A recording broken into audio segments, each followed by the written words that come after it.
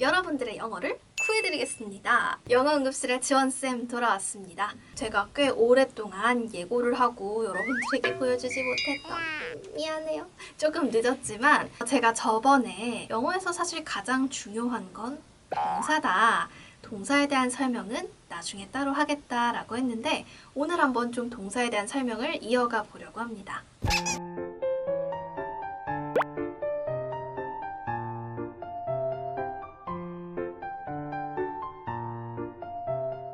그러면 영어에서는 그 순서라고 하는 것이 몇 가지가 정해져 있을 거 아니에요. 그래서 딱 순서가 5가지예요. 1, 2, 3, 4, 5형식이란 이름으로 우리는 배웠어요. 오늘은 그 5가지를 어떤 기준을 갖고 나누는지를 가르쳐 드릴 거예요. 우선 영상 첫 번째 부분에 답을 알려드렸죠? 5가지가 나뉘는 기준은 동사입니다. 근데 여러분 꼭 영어만 동사가 제일 중요한 게 아니에요. 우리 그런 말 있죠. 한국말은 끝까지 들어봐야 된다. 여러 가지 이유가 있을 수 있지만 가장 큰 이유는 한국어는 동사가 맨 마지막에 나와서 그래요. 그래서 어떤 말을 배우든 사실 동사가 되게 중요한데 영어에서도 똑같이 이 5가지의 형식을 나누는 기준이 바로 동사예요. 이 5가지를 어떤 식으로 그리고 왜 나눠야 하는지를 한번 보여드릴게요. 예를 들면 걔가 지져 라는 말 할 때요. 여기에 한국어로 생각했을 때 을을이 들어갈까요? 들어가면 괜찮을까요? 걔가 너를 지져. 걔가 책상을 지져. 걔가 케이크를 지져. 걔가 뭘 짓는다는 그 뭘이 안 들어가야 되지 않아요? 이상하죠? 우리는 이미 본능적으로 알고 있어요. 한국어에서 어떤 동사는 을을이 안 필요한 애들도 있고 필요한 애들도 있단 말이죠. 이 차이를 영어에서는 형식으로 구분을 하는 거예요. 그래서 우리가 5가지의 형식을 나누는 기준은 동사인데 그 중에서도 동사의 뜻이에요. 한국어와 같은 맥락으로 생각하면 조금 이해가 편할 거예요.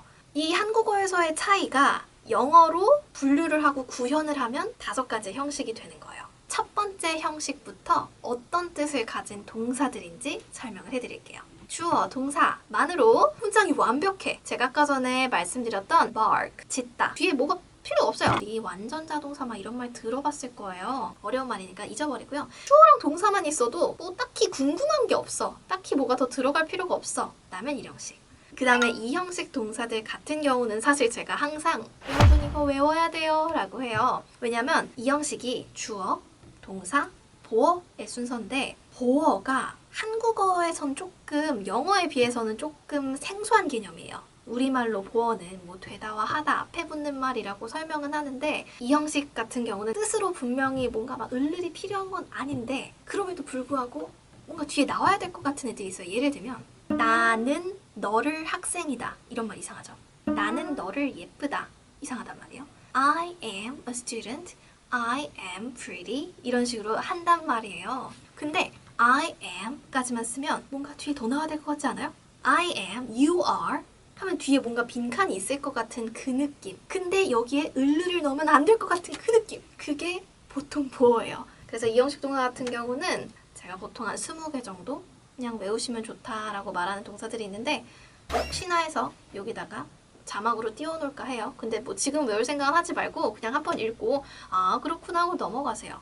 1, 2형식과 3, 4, 5형식 일단 요렇게 2개로 나눌 수 있거든요. 1, 2형식은 을을이 필요하지 않은 자동사라고 불리는 아이들이고요. 3, 4, 5형식은 을을이 필요한 타동사라고 부르는 친구들이에요. 자동사와 타동사라는 것 자체의 의미가요. 자는 스스로 자자예요. 나는 을을 이렇게 해석되는 게 없어도 돼. 괜찮아 라고 하는 동사들을 자동사라고 해요. 그리고 을을이 꼭 필요한 아이들을 타동사라고 하거든요. 3형식 같은 경우는 목적어가 필요한 그 을을이 필요한 애들 중에 가장 기본 포맷이에요. 그냥 주어, 동사, 목적어만 있으면 돼요. 그래서 우리가 대중적으로 가장 많이 쓰고 있는 형태이기도 하죠. 그 3형식 같은 경우는 굳이 뭘 외워요. 외우려고 하지 마요. 한국어로 해석을 해봤는데 을을 들어간다? 그러면 거의 다 대부분 3형식일 거예요. 물론 예외는 있겠지만 오늘은 그 예외를 다루지 않을게요. 그 다음에 4, 5형식 같은 경우는 살다 보니까 목적어가 하나가 아니라 2개가 필요한 경우도 있는 거란 말이죠. 동사의 의미가 주다인 경우예요. 이거를 우리는 수여동사라는 이름으로 아마 배워본 적이 있을 거예요. 한국어로 생각을 했을 때도 어떤 선물을 줄 때요. 어떤 선물을 누구에게, 이거 둘 다 꼭 필요하지 않아요? 둘 다 내가 선물을 주는 행위를 받고 있는 대상들이에요. 즉 목적어라는 얘기예요. 우리가 주다라는 의미를 가지는 동사들은 목적어가 두 개가 필요하구나. 그래서 생긴 게 사형식이에요. 그래서 이 사형식 같은 경우는 주어, 동사, 소위 말하는 간접 목적어 IO, 그 다음에 직접 목적어 DO 이렇게 배울 텐데 마지막으로 O형식. 시험에도 굉장히 많이 나오고 여러분들을 많이 괴롭히기도 하는 마지막 보스예요. 주어, 동사, 목적어, 보어 이렇게 다 들어가 있는데 O형식은 제가 마찬가지로 동사를 외우세요. 이 형식이랑 똑같이 보어가라는 개념이 이제 들어가 있기 때문에 외우시는 게 속 편해요 라고도 얘기를 하지만 그래도 설명을 조금 해보자면 O형식 동사 중에 우리가 주로 많이 다루는 게 사역동사라는 친구들, 지각동사라는 친구들이 있어요. 사역동사 make, have, let이요 뭐 이렇게 알고 계실 텐데 누군가 뭘 하도록 시킨다. 그래서 일을 시키는 동사들을 사역동사라고 하는데 얘네가 대표적으로 O형식이고요. 말 그대로 우리가 감각으로 느끼는 것들, 그런 것들을 지각동사라고 하는데 걔네도 O형식으로 쓰는 경우가 많대요. 이 형식이랑 O형식 같은 경우는 좀 예문을 통해서 많이 보시는 게 좋거든요. 좀 더 많은 예문이 필요한 친구들은 문법교재나 이런 데 많이 나와 있으니까 친숙해지셨으면 하는 바람. 자, 오늘도 조금 학술적이고 어려운 부분이 있는 부분이었는데 여러분들의 영어 아주 기초에 정말 중요한 내용들이니까 이해가 안 되면 두 번, 세 번 반복해서 보고 모르는 거 있으면 댓글로 남겨주세요. 자, 그럼 오늘 영상도 좋으셨다면 좋아요랑 구독, 그리고 지원쌤이 올리는 더 다양한 영상을 빠르게 받아보고 싶으신 분들 알림 설정까지 부탁드리고요.